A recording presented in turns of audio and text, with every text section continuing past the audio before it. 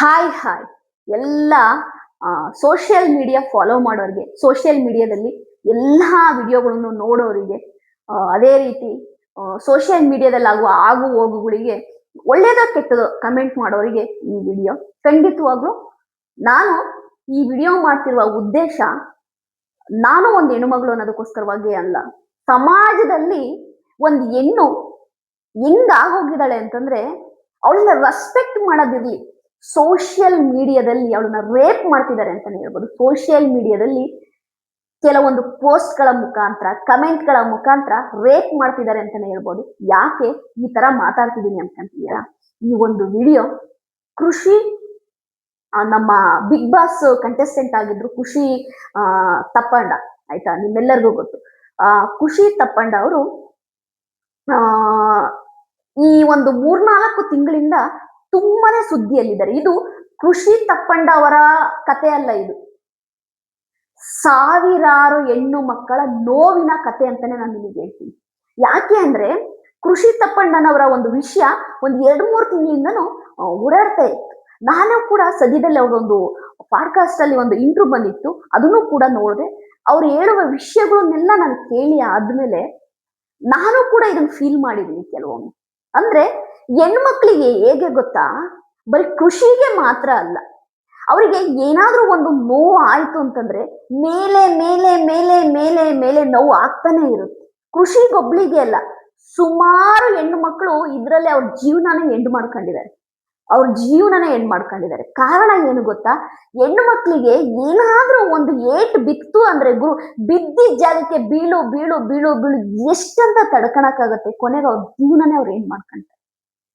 Okay, ಕೃಷಿ ಅವರ ವಿಷಯಕ್ಕೆ ಬರೋದಾದ್ರೆ, ಕೃಷಿ ಅವ್ರದ್ದು ಈಗ ಒಂದ್ 2-3 ತಿಂಗಳಿಂದ ನಾನು ಒಂದು ಸ್ಟೋರಿ ನೋಡಿದೆ, ಟಿವಿ ನ್ಯೂಸ್ ಎಲ್ಲ ಬಂತು. ಒಬ್ಬ ಅಂದ್ರೆ ಉದ್ಯಮಿ ಅಂತಾನೆ ಹೇಳ್ಬೋದು. ಉದ್ಯಮಿ ಅವರ ಜೊತೆ ಏನೋ ಒಂದು ಅವ್ರಿಗೆ ಲವ್ ಅಫೇರ್ ಇತ್ತು. ಕೊನೆಗೆ ಅವರಿಬ್ರು ದೂರ ಆದ್ರು. ಏನೇನೋ ಕೇಸು, ಕೋರ್ಟು, ಅದು ಇದು ಅಂತೇಳಿ ತುಂಬಾನೇ ನ್ಯೂಸ್ ಓಡಾಡ್ತಾ ಇತ್ತು. ಆಗ ಆ ಉದ್ಯಮಿ ಕೊಟ್ಟಂತಹ ಒಂದು ಇಂಟ್ರೂನು ಕೂಡ ನೋಡಿದೆ ನಾನು. ಸರಿಯಾ? ಆ ಉದ್ಯಮಿ ಹೇಳ್ತಾರೆ, ನನ್ ಜೊತೆ ಅಷ್ಟೇ ಅಲ್ಲ, ಇನ್ನೊಂದ್ 2-3 ಜನ ಜೊತೆನೂ ಕೂಡ ಕೃಷಿ ಅವ್ರಿಗೆ ಅಫೇರ್ ಇತ್ತು, ಈಗ ಎಲ್ಲ ಬೆಳಕಿಗೆ ಬರ್ತಾ ಇದೆ ಅಂತ. ನಾನು ಆ ಉದ್ಯಮಿಯವ್ರನ್ನ ಒಂದೇ ಕೇಳೋದು, 2-3 ಜನ ಜೊತೆ ಅಫೇರ್ ಇದ್ರೆ ಮತ್ತ್ಯಾಕೆ ನೀವು ಅವ್ರ ಜೊತೆ ಆಯ್ತಾ ಅಫೇರ್ ಇಟ್ಕೊಂಡ್ರಿ? ಅಫೇರ್ ಕೃಷಿ ಅವ್ರ ಇಂಟ್ರೂ ನೋಡಿದ್ರೆ ಅದು ಅಫೇರ್ ಅಲ್ವೇ ಅಲ್ಲ, ಆಯ್ತಾ. ಇದು ಒಂದು ಲವ್ ಅಂತಾನೆ ಹೇಳ್ಬೋದು. ಖುಷಿ ಹೇಳುವ ಪ್ರಕಾರ ನನಗೆ ಅವ್ರನ್ನ ಮದುವೆಯಾಗುವ ಕನಸನ್ನ ನಾನು ಹೊತ್ತಿದ್ದೆ, ಅವ್ರನ್ನ ಮದುವೆಯಾಗಿ ಒಂದು ಮಗು, ಒಂದು ಮನೆ, ಈ ರೀತಿ ನನ್ನ ಒಂದು ಸಂಸಾರವನ್ನ ನಾನು ಕಟ್ಕೋಬೇಕು ಅಂತ ಇದ್ದೆ ಅಂತ ಖುಷಿ ಅವ್ರು ಹೇಳ್ತಾರೆ. ಬಟ್ ಇವ್ರು ಹೇಳೋ ಪ್ರಕಾರವಾಗಿ ಇವರು ಏನೋ ಒಂದು ಸೃಷ್ಟಿಸಿದ ಒಂದು ಕಥೆನ ನಮ್ಮ ಮುಂದೆ ತಂದ್ರು. ಖುಷಿ ಹಾಗೆ, ಖುಷಿ ಕ್ಯಾರೆಕ್ಟ್ರಿಗೆ ನಾನು ಅದು ಕೊಟ್ಟೆ, ಇದು ಕೊಟ್ಟೆ, ಕಾರ್ ಕೊಟ್ಟೆ, ಗೋಲ್ಡ್ ಕೊಟ್ಟೆ, ಹಂಗ್ ಕೊಟ್ಟೆ, ಹಿಂಗ್ ಕೊಟ್ಟೆ, ಆಯ್ತಾ. ಇದೆಲ್ಲ ಆಯ್ತಾ ನಾವು ಬೈ ಮಾಡೋ ಅಂತ ವಸ್ತು. ಲೈಫಲ್ಲಿ ಯಾವಾಗ ಬೇಕಾದ್ರೂ ಬೈ ಮಾಡ್ಬೋದು. ನೀವು ಕೊಟ್ಟಿದ್ದ ವಸ್ತುಗಿಂತ ಕೃಷಿ ಕೊಟ್ಟಂತ ಜೀವನ ದೊಡ್ಡದು. ಯಾಕೆ ಯಾರು ಇದನ್ನ ಅರ್ಥ ಮಾಡ್ಕೊಳಲ್ಲ? ಗಂಡು ಪ್ರತಿ ಸರಿ ಒಂದು ಹೆಣ್ಣಿನಿಂದ ಬ್ರೇಕಪ್ ಆಗಿ ಅವನು ಹೊರಗಡೆ ಬಂದಾಗ ಫಸ್ಟ್ ಕ್ಯಾರೆಕ್ಟ್ರಿಗೆ ಹೋಗೋದವನು. ಅಷ್ಟು ದಿನ ಚೆನ್ನಾಗಿ ಇದ್ದು, ಚೆನ್ನಾಗಿ ಜೀವನ ಮಾಡಿ, ಎಂಜಾಯ್ ಮಾಡಿ, ಅದಾದ ನಂತರ ಇನ್ನೇನು ಬ್ರೇಕಪ್ ಆಯ್ತಾ, ಫಸ್ಟ್ ಅವನು ಹೋಗೋದೇ ಹುಡುಗಿ ಕ್ಯಾರೆಕ್ಟ್ರಿಗೆ. ಅಂದ್ರೆ ಹುಡುಗಿ ಕ್ಯಾರೆಕ್ಟ್ರಿಗೆ ಹೋಗಿ ಅವಳನ್ನ ಆ ಕ್ಯಾರೆಕ್ಟರ್ ಅಲ್ಲಿ ಮುಚ್ಚಾಕ್ಬಿಡ್ಬೇಕು, ಮಣ್ಣಾಕ್ ಮುಚ್ಚಾಕ್ಬಿಡ್ಬೇಕು. ಮತ್ತೆ ಆ ಹುಡುಗಿ ನಿನ್ ಜೀವನದಲ್ಲಿ ಬದುಕ್ಬಾರ್ದು, ಅವಳ ಕ್ಯಾರೆಕ್ಟರ್ನ ಹಾಳು ಮಾಡೋದು. ಅಂದ್ರೆ ಅವಳು ಅಂತೋಳು, ಇಂತೋಳು, ಅವ್ರ ಜೊತೆ ಅಫೇರ್ ಇತ್ತು, ಇವಳ ಜೊತೆ ಅಫೇರ್ ಇತ್ತು, ನಾನು ಅದಕ್ಕೆ ಬಿಟ್ಟಿದ್ದು. ಇದೊಂದು ಹೆಂಗೆ ಅಂತಂದ್ರೆ, ಮಾವಿನ ಹಣ್ಣಿಗೆ ಕಲ್ಲು ಹೊಡೆದು ಮಾವಿನ ಹಣ್ಣು ಬೀಳಿಲ್ಲ ಅಂದ್ರೆ ಮಾವಿನ ಹಣ್ಣು ಹುಳಿ ಅಂತಾರಲ್ವಾ, ಆ ಮಾವು ಹುಳಿಯಾಗಿತ್ತು ಅಂತಾರಲ್ಲ, ಹಂಗೆ ಪ್ರತಿ ಗಂಡಸು ಒಂದು ಹೆಣ್ಣಿನ ಜೊತೆ ಅಫೇರ್ ಇಟ್ಕೊಂಡೋ, ಇಲ್ಲ ಲವ್ ಮಾಡೋ, ಮತ್ತೊಂದು ಲಿವಿಂಗ್ ಟುಗೆದರ್ ಅಲ್ಲಿ ಇದ್ದು, ಲಿವಿಂಗ್ ರಿಲೇಶನ್ಶಿಪ್ ಅಲ್ಲಿ ಇದ್ದು ಎಲ್ಲ ಆದ್ಮೇಲೆ ಕೊನೆಗೆ ಅವಳು ಬಿಟ್ಟಾದ್ಮೇಲೆ ಅವಳ ಕ್ಯಾರೆಕ್ಟರ್ ಸರಿ ಇಲ್ಲ, ಅದಕ್ಕೆ ನಾನು ಬಿಟ್ಟೆ. ಇದು ಹೆಂಗಾಗಿದೆ ಅಂತಂದ್ರೆ, ಈಗ ಹೆಣ್ಣನ್ನ ಮರ್ಯಾದೆ ಕೊಡೋದಿರ್ಲಿ, ಸೋಷಿಯಲ್ ಮೀಡಿಯಾದಲ್ಲಿ ಈ ತರ ವಿಷಯಗಳು ಬಂದಾಗ ಫಸ್ಟ್ ಅವನು ಏನ್ ಮಾಡಿದ್ದ ಅದಕ್ಕೆ ಹೋಗಲ್ಲ. ಇವಳು ದುಡ್ಡಿಗೋಸ್ಕರವಾಗಿ ಅವನ ಜೊತೆ ಮಲಗಿದ್ಲು, ದುಡ್ಡಿಗೋಸ್ಕರವಾಗಿ ಅವನ ಜೊತೆ ಇದ್ಲು, ಆಯ್ತಾ. ಫಸ್ಟ್ ಅಲ್ಲಿ ಏನಾಗಿದೆ, ಏನು ಸೋಷಿಯಲ್ ಮೀಡಿಯಾ ಹೆಂಗಾಗಿ ಹೋಗಿದೆ ಅಂದ್ರೆ ಸತ್ಯಗಳು ಆಯ್ತಾ ಯಾರಿಗೂ ಬೇಕಾಗಿಲ್ಲ. ಒಂದು ಟೈಮ್ ಪಾಸ್ ಅನ್ನ ಬೇರೆಯವರ ಜೀವನ ಜೊತೆ ಆಟ ಆಡ್ತೀರ ನೀವು. ನೀವು ಮಾಡುವ ಒಂದು ಬ್ಯಾಡ್ ಕಮೆಂಟು ಆ ಹುಡುಗಿನ ಎಷ್ಟು ಡಿಪ್ರೆಷನ್ಗೆ ತಳ್ಳುತ್ತೆ ನಿಮಗೆ ಗೊತ್ತಾ?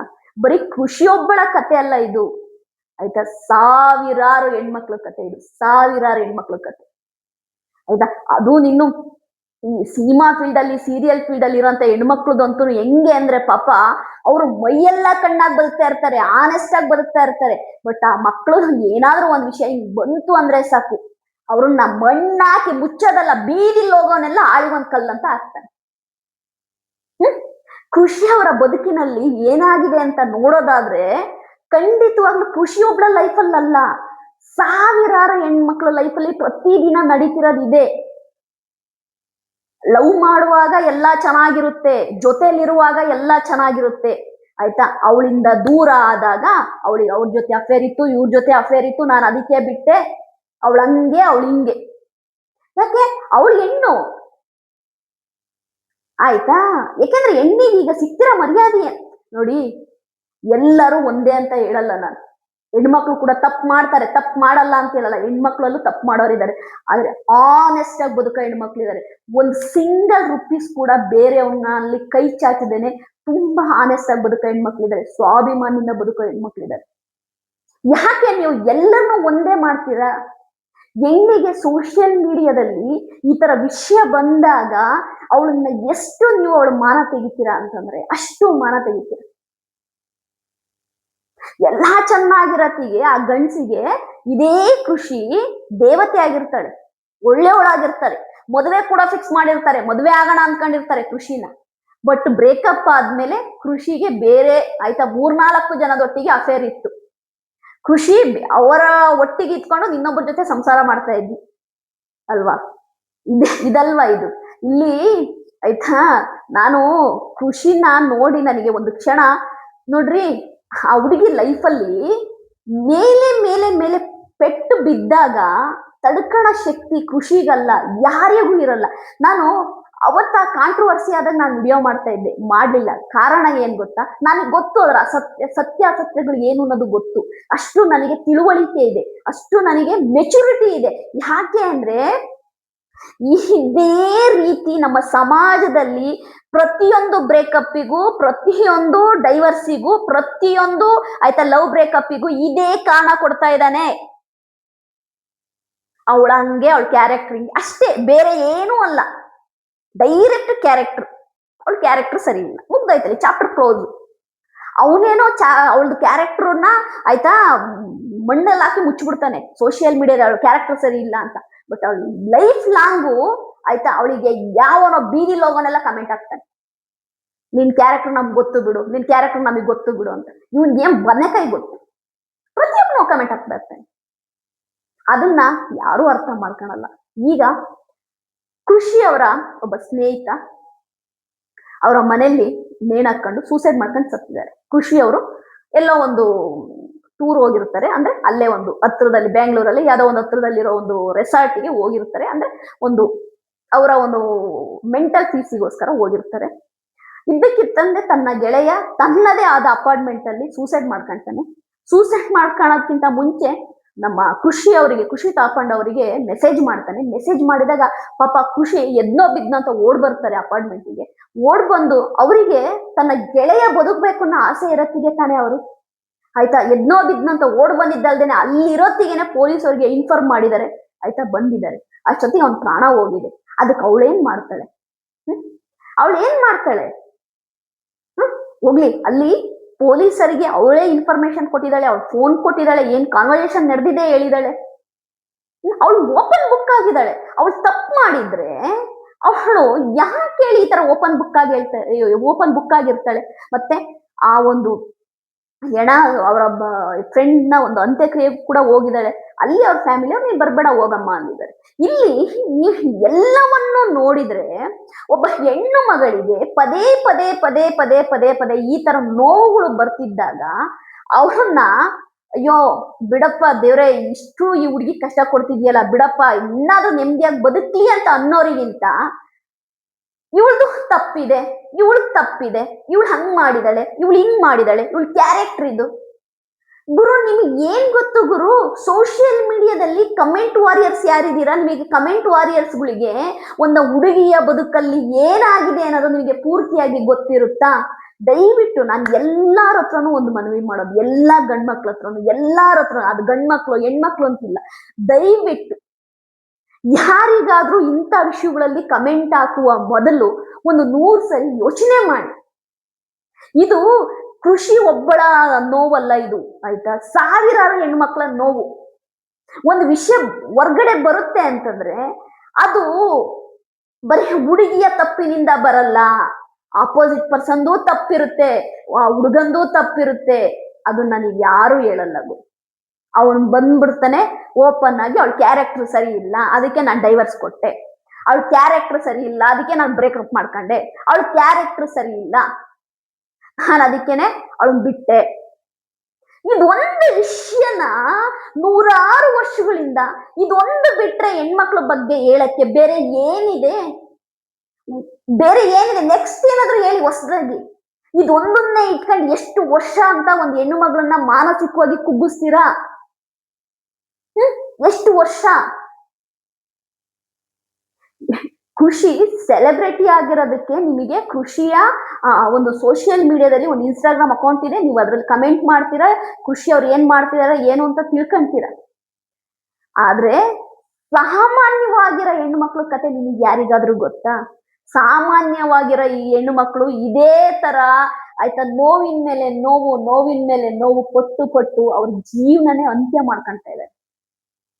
ಇಲ್ಲಿ ಕೃಷಿ ಒಬ್ಬಳದೇ ತಪ್ಪಲ್ಲ, ಕೃಷಿಯ ಜೊತೆಗಿದ್ದಂಥವರ, ಆಯ್ತಾ, ಆ ಒಂದು ಗಂಡು ಮಗನ ತಪ್ಪು ಕೂಡ ಇರುತ್ತೆ.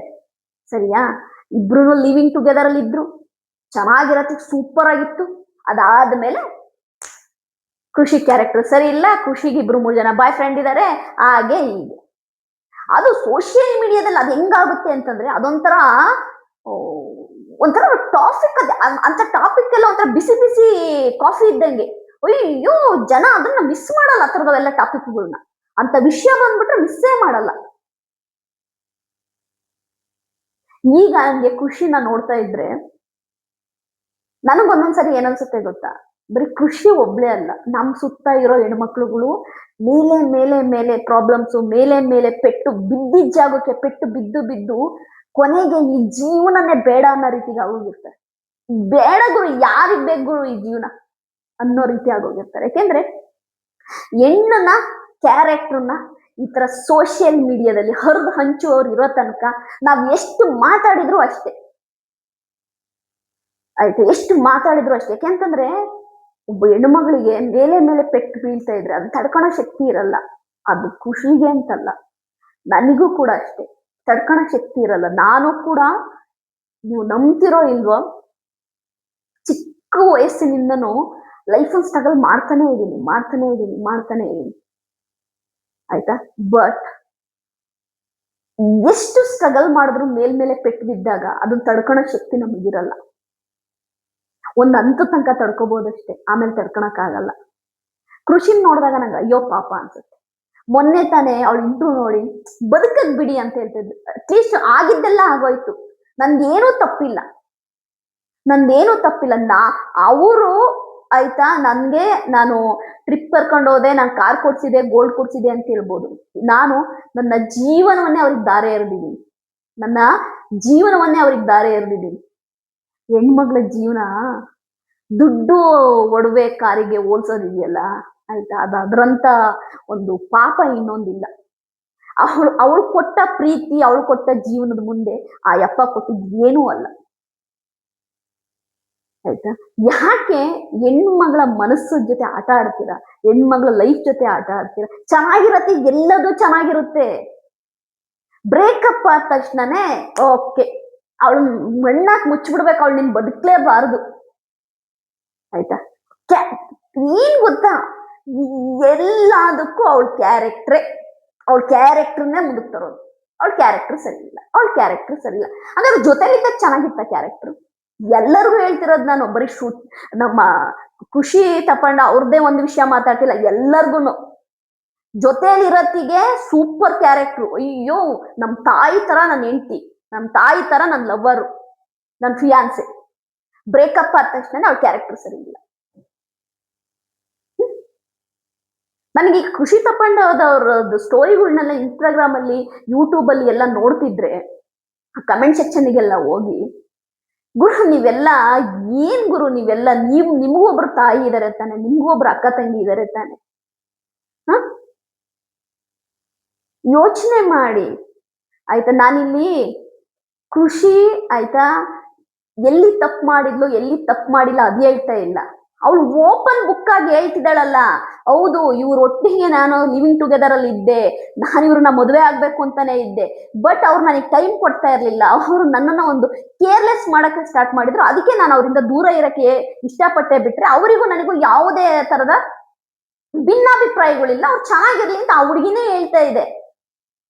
ಇನ್ ಮುಂದೆ ಆದ್ರೂ ನನ್ನನ್ನ ಬದುಕಕ್ ಬಿಡಿ, ನಾನು ಮಾನಸಿಕವಾಗಿ ತುಂಬಾ ಕುಗ್ಗೋಗಿದ್ದೀನಿ, ನನ್ ಕೈಲಿ ಆಗ್ತಾ ಇಲ್ಲ, ನಾನ್ ಪ್ರತಿದಿನ ನರಕ ನೋಡ್ತಾ ಇದ್ದೀನಿ, ನಾನ್ ಪ್ರತಿದಿನ ಅಳ್ತಾ ಇದ್ದೀನಿ, ನನಗೆ ಆಗ್ತಾ ಇಲ್ಲ, ನಾನು ಅಟ್ಲೀಸ್ಟ್ ನಿಮ್ ಮುಂದೆ ಆದ್ರೂ ನನ್ನನ್ನ ಬದುಕಕ್ ಬಿಡಿ ಅಂತೇಳಿ ಖುಷಿ ತಪ್ಪಂಡವ್ರು ಹೇಳ್ಬೇಕಾದ್ರೆ ನನಗೆ ಒಂದು ಕ್ಷಣ ಆ ಹುಡುಗಿ ಎಷ್ಟು ನೊಂದಿರ್ಬೋದು ಅನಿಸ್ತು.